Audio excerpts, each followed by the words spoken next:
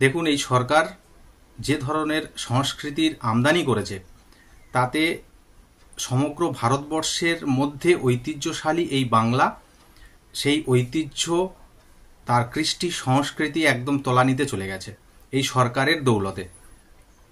21শে জুলাই তৃণমূলের কাছে একটা সব থেকে বড় পিকনিক, যে পিকনিকে মদ্যপ অবস্থায় ডিজে গান বাজিয়ে নৃত্য করতে করতে সভামঞ্চের কাছে আসে এবং সভামঞ্চের ওপরে নৃত্য হয়, পাগলু ড্যান্স হয় এবং নিচেও ড্যান্স হয়। এটা আপনারা প্রত্যেকে দেখেছেন। এবং মদের আসর বসে পুরো কলকাতা জুড়ে, জনজীবন স্তব্ধ করে। এই ধরনের 21শে জুলাই যারা করে তারা শহীদ যারা হয়েছে তাদেরকে সম্মান জানানোর অর্থে করে না, তারা শুধু নিজেদের রাজনীতির স্বার্থে করে।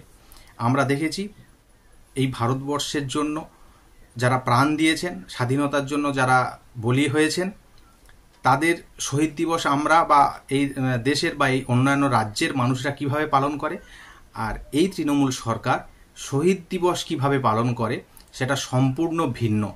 শুধু খালি মদের আসর বসানো, ডিজে গান বাজিয়ে ওপরে, স্টেজের ওপরে এবং নিচে নৃত্য করা, এই হলো শহীদ দিবসদের, শহীদদের প্রতি তাদের সম্মান।